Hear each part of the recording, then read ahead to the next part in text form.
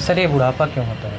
बुढ़ापा क्या है, बुढ़ापा क्यों होता है, बुढ़ापे का सिनोनिम क्या है? तो बुढ़ापे का दूसरा सिनोनिम माना जाएगा लॉस ऑफ इंडिपेंडेंस। क्या चीज? Loss of independence. आप निर्णय खुद ले सकते हैं, बस खुद पकड़ सकते हैं, जो चाहे कर सकते हैं, पैसा खर्च कर सकते हैं, टहल सकते हैं, कूद सकते हैं, उछल सकते हैं, तो आप इंडिपेंडेंट हैं। अगर धीरे धीरे आपकी इंडिपेंडेंस कम होती चली जाएगी तो आप एक ऐसी सिचुएशन में आ जाएंगे कि आपको एक गिलास पानी पीने के लिए भी, कपड़ा पहनने के लिए भी, दरवाज़ा खोलने के लिए भी, दवा खाने के लिए भी दूसरे आदमी की सहायता की ज़रूरत पड़ेगी। उसको कहा जाएगा लॉस ऑफ इंडिपेंडेंस, यानी कि हम बुढ़ापे की तरफ तेज़ी से बढ़ रहे हैं। हमेशा याद रखिए, बूढ़े लोगों के 4-5 मेजर प्रॉब्लम्स क्या होते हैं। सबसे पहला होता है इंस्टेबिलिटी।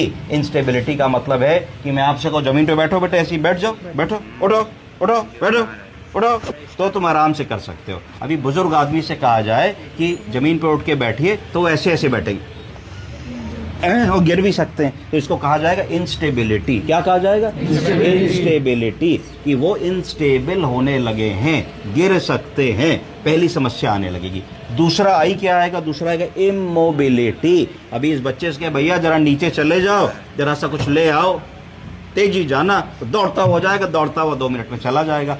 इमोबाइल नहीं है। मोबिलिटी बहुत अच्छी है। बुजुर्ग आदमी से कहा जा सकता है कि जरा चले जाइए तेज दौड़ते हुए और ये सामान ले आइए?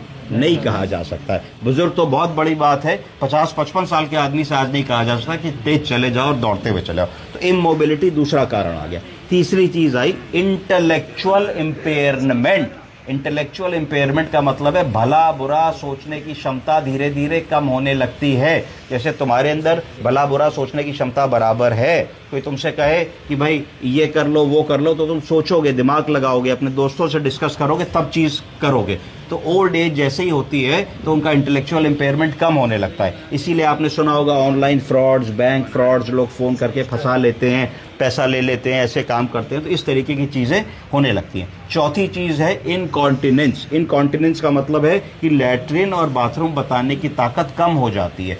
पेशाब बार बार जाना पड़ता है, रात में हर घंटे उठते हैं तो नींद पूरी नहीं होती है, पेशाब की धार बार बार नहीं बनती, कई बार जाते जाते पेशाब रास्ते में निकल जाती है, तो घर वालों की तरफ से कई बार सुनना पड़ता है भाई आप क्या करते हैं, आप समय से क्यों नहीं जाते, कौन साफ़ करेगा। खुद साफ़ कर नहीं पाते क्योंकि खुद साफ़ करेंगे तो झुक नहीं पाते, साफ़ नहीं कर पाते, तो मल्टीपल इश्यूज़ घर में आते हैं। तो ये 4-5 मेन चीज़ें हैं जो समस्या का कारण बनती हैं। उसके बाद और समस्या देखिए क्या है, उससे अगली समस्या है फ्रेलिटी। फ्रेलिटी का मतलब है कि जब आदमी बूढ़ा होता है तो उसका शरीर जीर्ण शीर्ण होने लगता है। अगर आप एक बूढ़े आदमी को शीशे के सामने कपड़े उतार के खड़ा करो तो आपको नजर आएगा कि उनके हाथ पैर बिल्कुल पतले पतले होते चले जा रहे हैं। क्यों पतले पतले होते चले जाते हैं? क्योंकि वो मसल लॉस होने लगता है, सीरियस मसल लॉस होने लगता है, और शरीर में इतनी भी ताकत नहीं रह जाती है कि वो जल्दी से उठ सके, बैठ सके, अपना काम कर सके। जैसे बच्चे म्यूजिकल चेयर का गेम खेलते हैं, म्यूजिकल चेयर के गेम में खट खट उठ लेते हैं, बैठ लेते हैं। बुजुर्ग आदमी से कहो कि आप उठिए तो उनको कहो उठने ही में 1 आध मिनट लगे, चेयर से भी बैठ के बैलेंस करने में, फिर चलने में,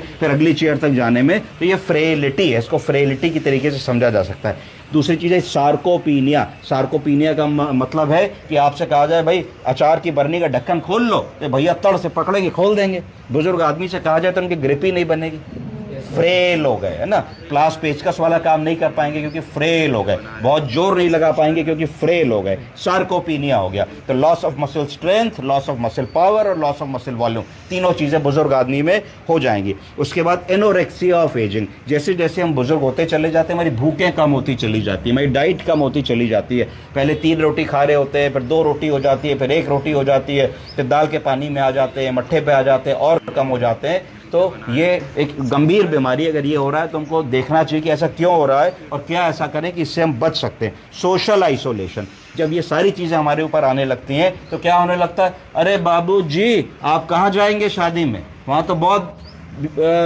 भीड़ भक्कड़ होगा, आपको तो पेशाब बार बार लगती है, वहाँ तो खाना बहुत तड़क भड़क होगा, आप कैसे खा पाएंगे, आपकी तो तबीयत जरा सा बाहर का खा लो तो ख़राब हो जाती है, देर हो जाएगी, आपको तो जल्दी सोने की आदत है। तो सोशल आइसोलेशन, क्योंकि हम उस रिस्पॉन्सिबिलिटी को ओढ़ें कि ना ओढ़ें इस बारे में हम सोच रहे हैं कि भाई पार्टी तो जा रहे हैं मज़ा करने के लिए, हर घंटे उनको बाथरूम जाना होगा तो कहाँ बाथरूम ढूंढेंगे। अगर मान लो कहीं गिर पड़े तो पार्टी का मज़ा किरकिरा हो जाएगा। अगर मान लो उन्होंने ज़्यादा खा लिया तो अगले 2 दिन तबीयत खराब रहेगी। तो सोशल आइसोलेशन, इस वजह से व्यक्ति आइसोलेटेड फील करता है, क्योंकि वो उस समय तो कह देंगे हाँ भाई ठीक है तुम हो, पर कहीं ना कहीं मन में लग रहा होगा भाई मैं भी जाता तो अच्छा रहता, रिश्तेदारी अच्छा लगता है, थोड़ी आउटिंग होती। किसको आउटिंग नहीं पसंद है? तुम लोग को सैटरडे संडे घूमना पसंद है? Yes sir. अगर कोई सैटरडे संडे ना हो, 300 दिन 365 दिन स्कूल घर पढ़ाई, स्कूल घर पढ़ाई, कैसा लगेगा?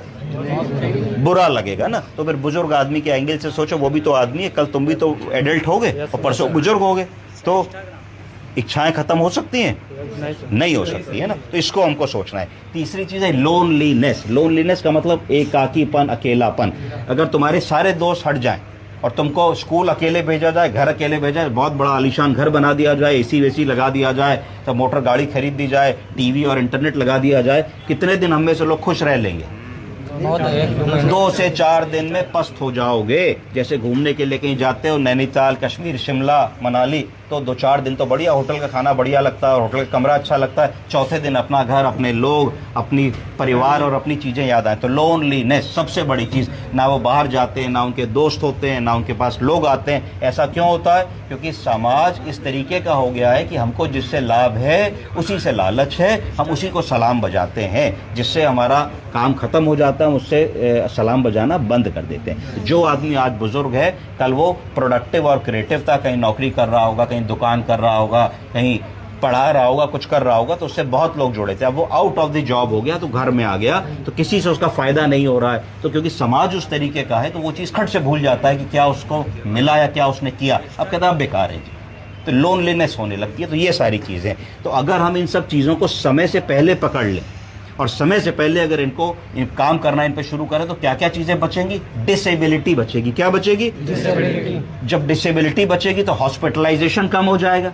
बार बार भर्ती नहीं होना पड़ेगा, और जब हॉस्पिटलाइजेशन कम होगा तो मृत्यु कम होगी, मोर्टेलिटी कम हो जाएगी। तो अगर इन चीज़ों को हम ओल्ड एज में, घरों में, समाज में, जिन लोगों को दवा बांटे, 2 मिनट प्रेम से बात करके उनसे इतनी बातें कह दें, समझे इसमें से आपको कोई दिक्कत तो नहीं हो रही है, तो ये करने से हम उस व्यक्ति की, उस परिवार की क्वालिटी ऑफ लाइफ को बढ़ा देंगे। क्योंकि क्वालिटी ऑफ लाइफ हेल्थ से आती है। अगर मान लीजिए आप सब नवयुवक बच्चे हैं, भगवान ना करे कोई वाला मोटरसाइकिल बिना हेलमेट के जहाँ करके चलाते हैं ना लड़के आजकल, और गिर जाए, हेड इंजरी हो जाए, तो वो तो गया और उसका पूरा परिवार गया ना। उसके माँ, उसके बाप, उसके भाई, उसके बहन, उसका सारा पैसा, सारी ताकत, सालों तक की कमाई, कई सालों तक वो लगाते रहेंगे इस आशा में कि मेरा बच्चा एक बार फिर खड़ा हो जाए और पैरों पे चलने लगे। फिर निगोशिएट करेंगे कि भाई ठीक है ना चले, बच ही जाए, अच्छा भाई पूरा ना चले इंडिपेंडेंट, चलो वॉकर से ही चलने लगे तो ही हो जाएगा। तो इस तरीके से होता है। तो हेल्थ बहुत इंपॉर्टेंट फैक्टर, और खासतौर से ओल्ड एज में। ओल्ड एज में अगर इन फैक्टर्स को बचा लोगे तो फॉल को प्रिवेंट कर लोगे, फॉल को प्रिवेंट कर लोगे तो हॉस्पिटलाइजेशन को प्रिवेंट कर लोगे, और इस तरीके से क्वालिटी ऑफ लाइफ पूरे परिवार की बहुत इंप्रूव कर दोगे। समझ गए? ठीक, ये हो गया मेरे